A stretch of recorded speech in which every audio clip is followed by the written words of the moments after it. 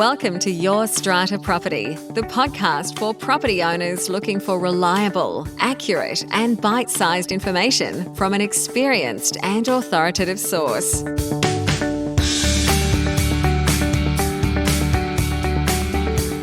Hello and welcome. I'm Amanda Farmer and I have with me today Reena Van Alst from Strata Central. Hey there, Reena. Hi, Amanda. How are you? I am okay. I'm saying okay. I don't usually say okay. I usually say I'm great.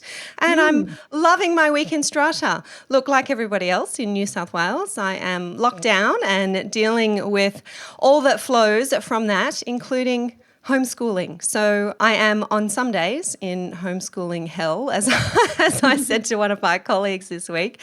Fascinatingly, I've just heard from Rochelle, who helps us out here in the background. Many of our listeners will have heard Rochelle's name. Rochelle is in the Philippines, and Rochelle is also homeschooling. And she's just told me, Reena, that their school in the Philippines has a requirement that if you are homeschooling, you must also at the same time do some marriage counselling.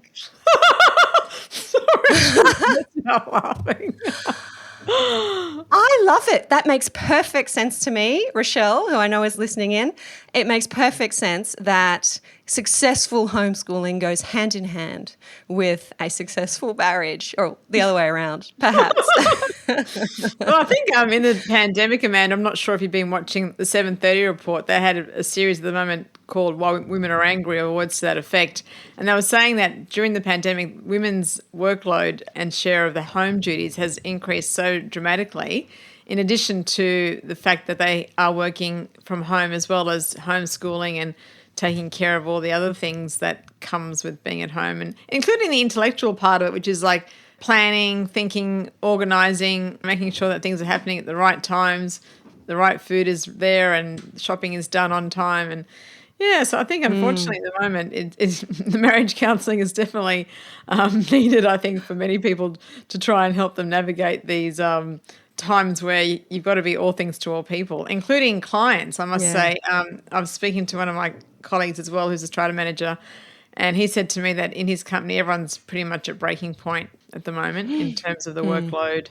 And I think the ability also for some people to work and manage other people remotely is also a challenge, because some people work really well when they're working from home or on their own or autonomously. Some people actually, especially extroverts, I was told by one of my clients actually that he said it's like opposite of a U shape. At the beginning, they sort of are happy with the fact that they've got the flexibility, they can go for walks. But then after a while, they start to deteriorate. And I think some people are noticing that with their team members, where at the beginning it was all a bit of a novelty, and now over time and as it's sort of prolonged, it's becoming far more damaging to people's mental health and their ability to work. I think, as you said, the homeschooling or the other factors that come into it that normally you don't have to worry about when you're trying to do your job.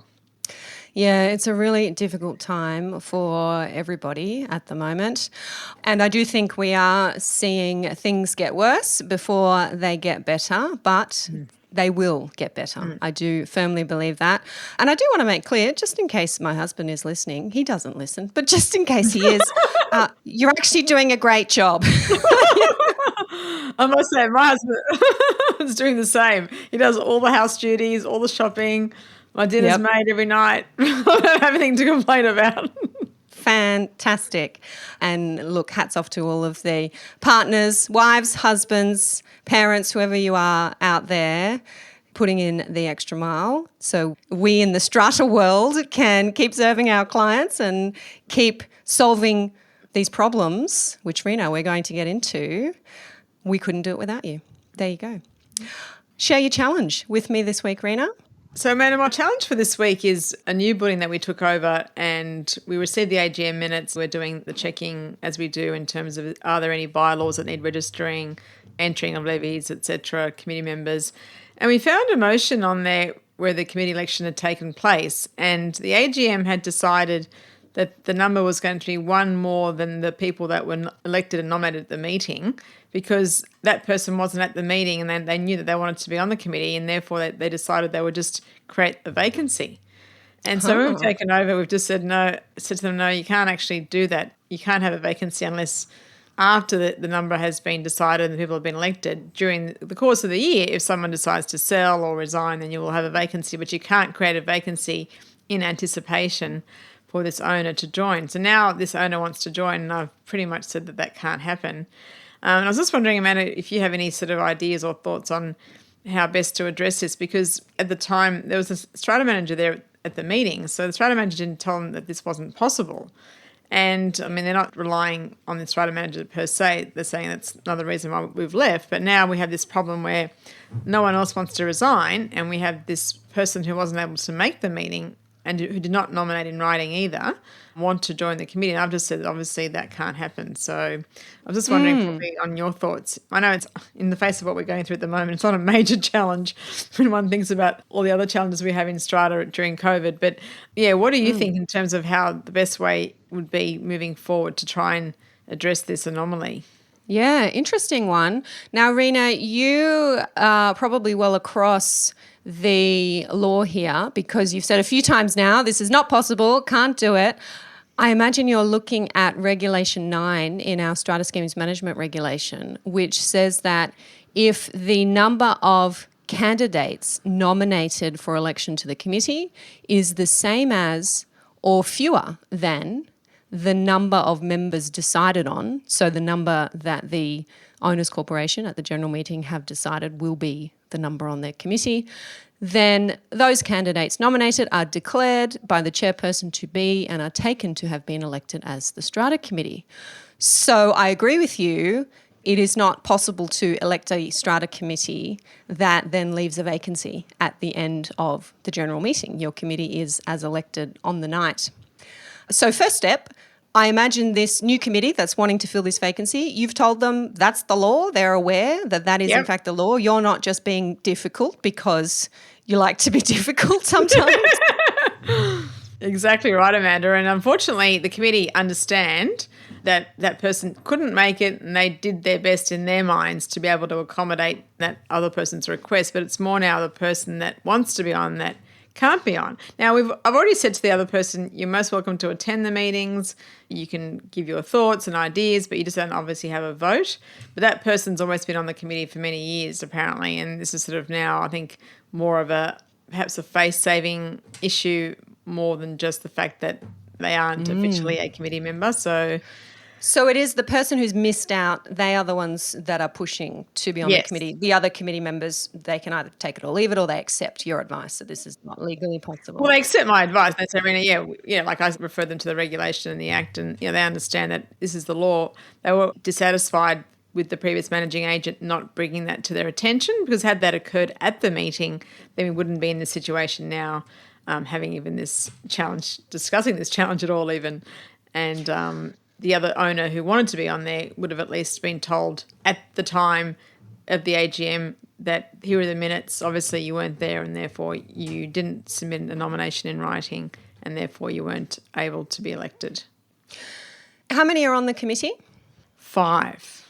Is any one of those 5 willing to resign and give up their place for this person who is so desperate to be on? Yeah, well, I did ask them that question and most of them have said no. One person said, well, I'm happy to, but then again, I turned up to the meeting. I was there on time. The AGM date had been set and communicated beforehand. So, so at the moment, there is one potential person that could be doing it, but they're more sort of doing it to try and perhaps appease that person rather than really wanting to resign.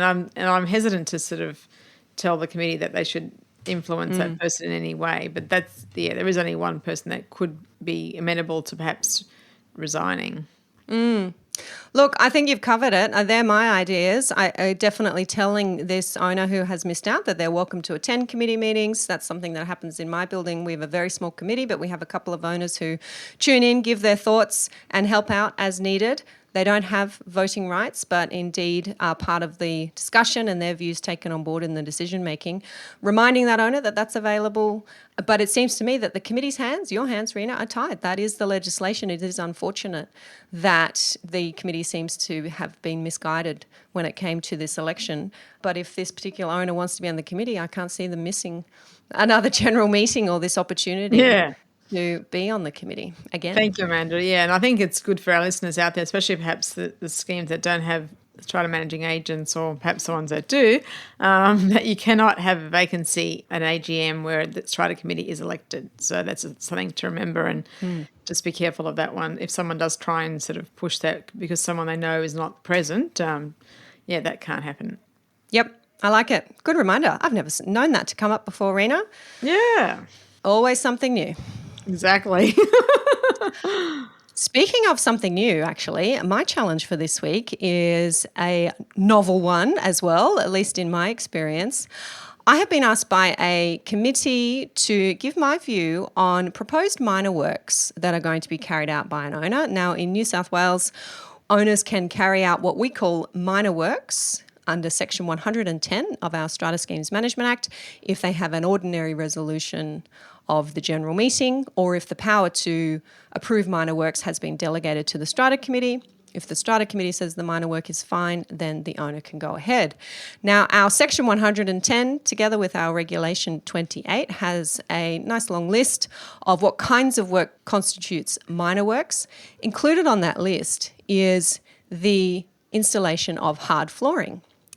Now, this particular example that I was helping a committee member with is an owner who wants to install a mezzanine floor in their apartments. So I imagine this is a loft style perhaps, and they're looking to extend that loft flooring or install another section that becomes a new mezzanine floor. So it's not actually the installation of hard flooring on a concrete slab that's pre-existing or the lifting of carpet. It is technically the installation of a hard floor, but it's a considerable change to the layout of the apartment.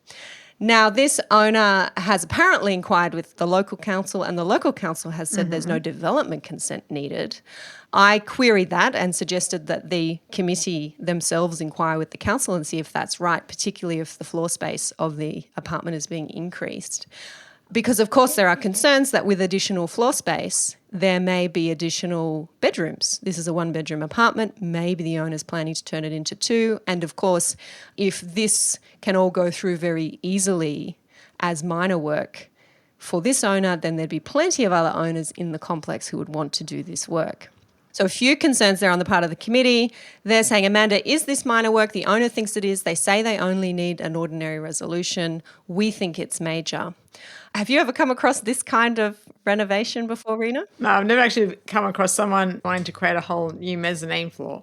Even when there was no minor renovations provisions in the Act, Amanda, even prior to that, I've never had anyone even, that whole concept of adding another floor in that way has never been brought to my attention by any scheme that we've managed.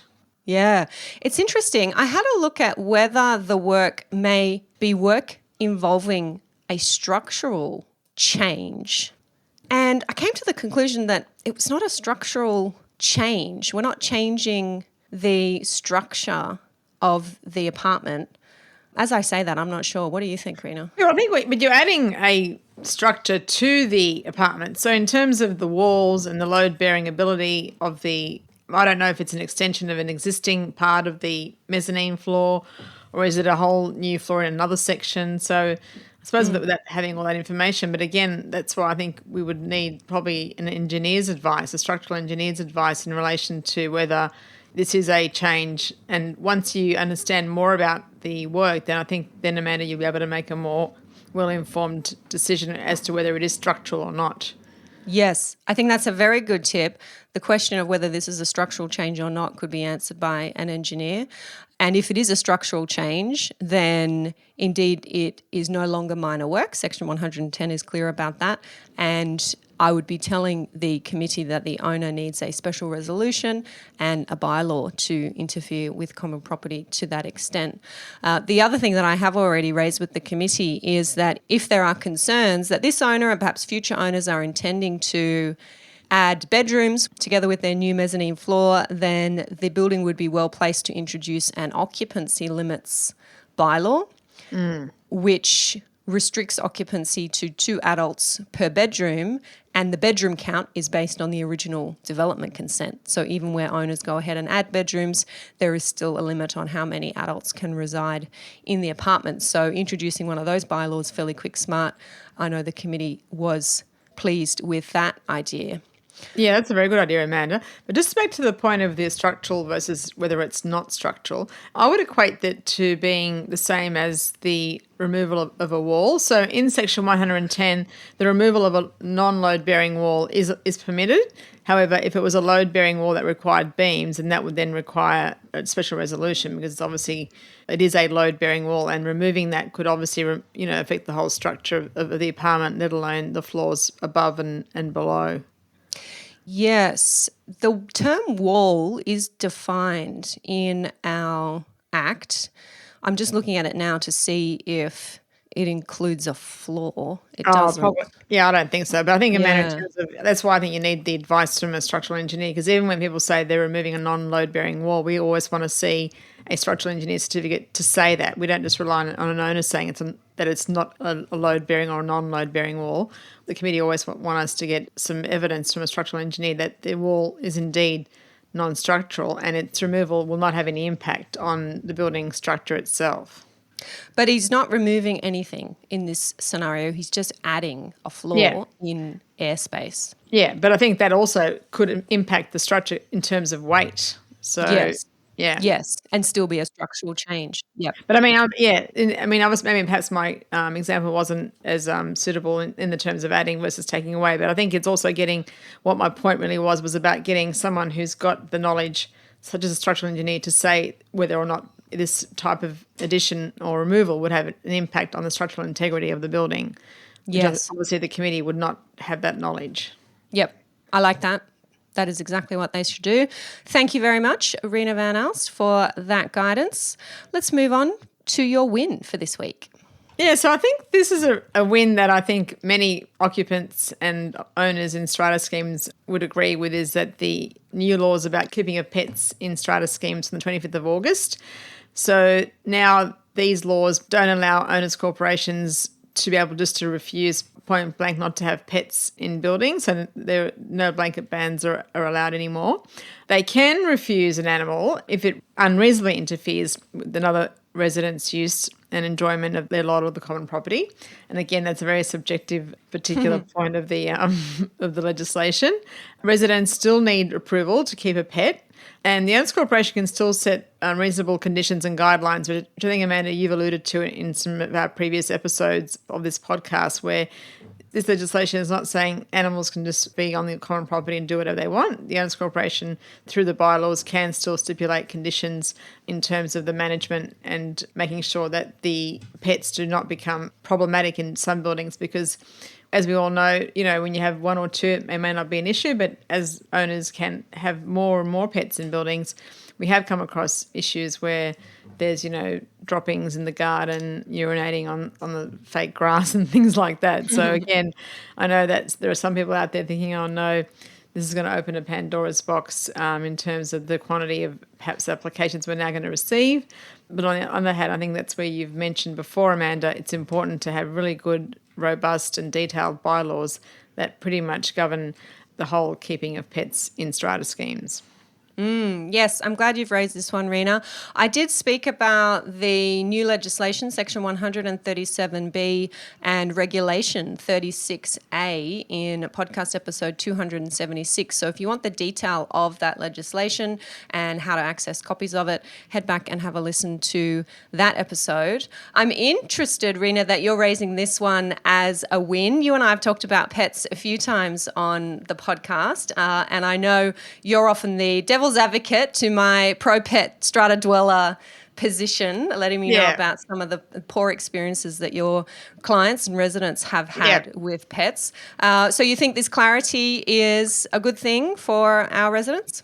Yeah, I think it is, because at least now, like when we tell people they couldn't have pets and all the angst that went with that, I do understand people's feelings about that. But now that it is established that people can have pets, then at least we're not having an argument on that front. We can say, okay, you can have pets, but it's A, B, C, D, E, and F. So whereas before, when we had the arguments about no pets, I mean, again, some people have still told me that if someone applies, the answer's no. And I've just said, I'm not surprised you're hearing that. Yep. And but I've just said now that, because at least now this is in the public forum as well. This whole new information and changes to the Act is now being publicly discussed. So at least there's now another owner in this building has come now with their lawyer saying, well, we've heard about the new, so I'm trying to say, I still think overall it is a good thing as long as people do the right thing, because otherwise there have been a lot of pets in residence I've heard in multiple buildings where they've had blanket bans that have been living like illegally, like you don't get all the benefits, but you got to hide the animal as you go down the lift and things like that. So at least now people can be more sort of, not as if it's a big Pandora's box and everyone can just come out with their animal, but I think people will feel now they can probably apply and be granted consent. So now they're probably, coming to the fact that it's like, being able to get married, so to speak, as opposed to just living together, or I don't know, like whatever. I like it. I like that analogy. Very good. Yeah.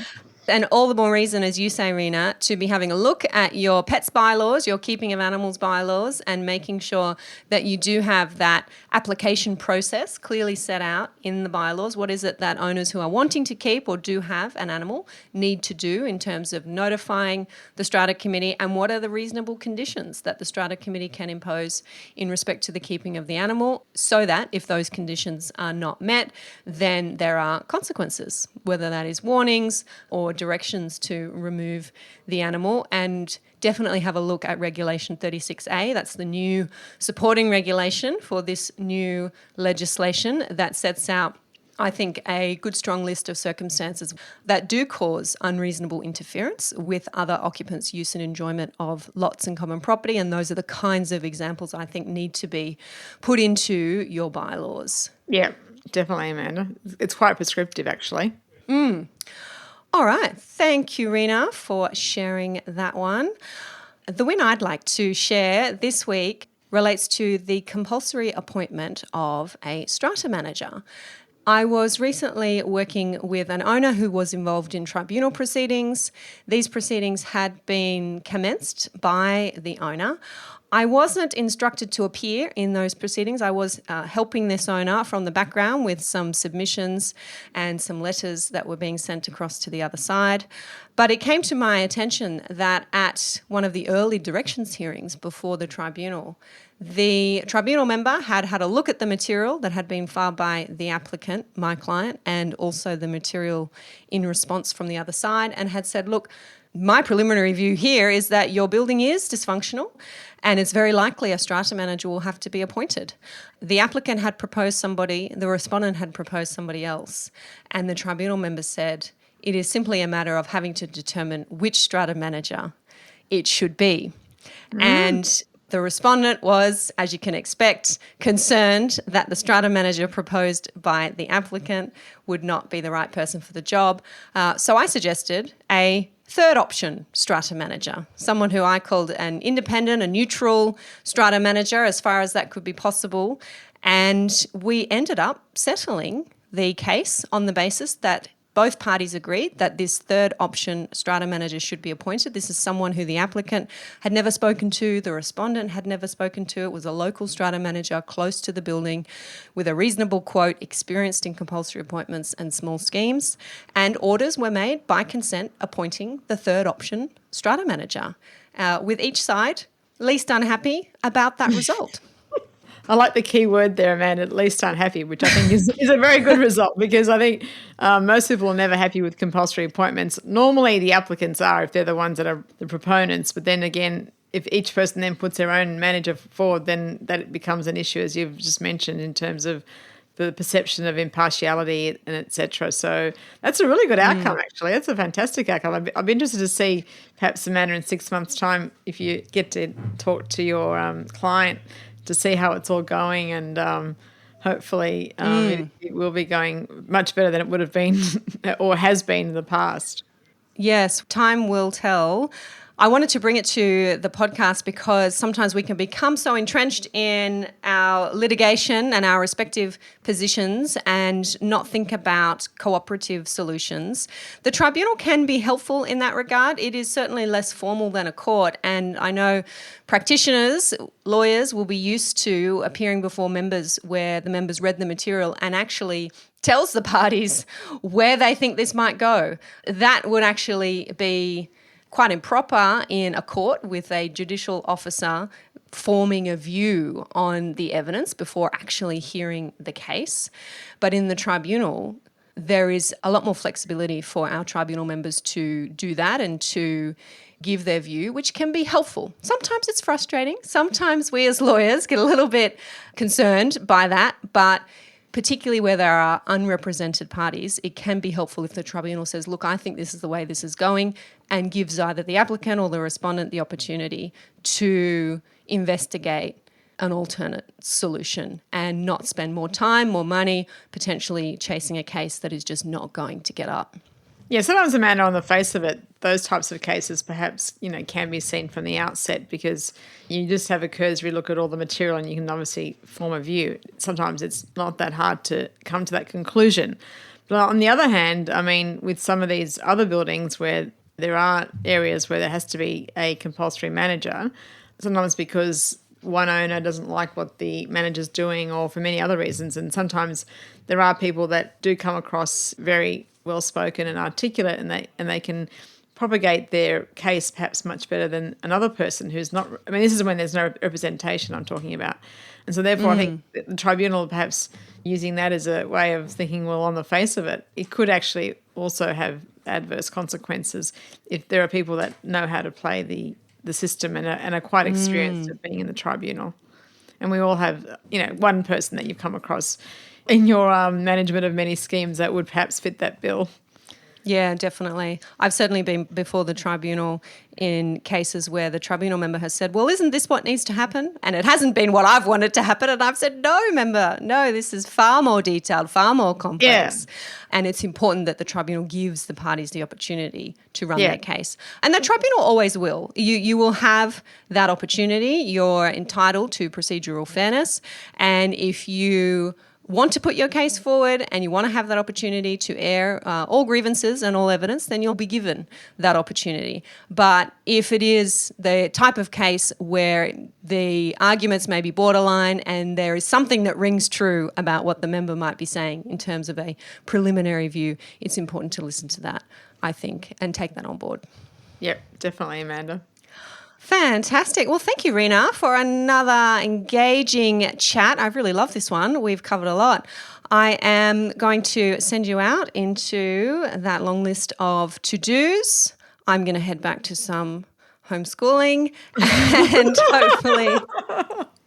I think I would prefer homeschooling now to doing strata management at the moment. It's really grueling. Oh, my goodness. There you go. Did everybody hear that? So all those strata managers out there who are also homeschooling, I want you to pop a comment under this episode and let us know which you prefer. Let's run a poll. What's better? What's more painful, strata management or homeschooling? Yeah, well, I'm obviously talking from someone that doesn't have any experience of homeschooling, so maybe I might be biting my words soon next time I come across this topic, Amanda. Yeah, we'll take that with a grain of salt. Yeah. Thank you, Reena. Catch you next time. Okay, bye, Amanda.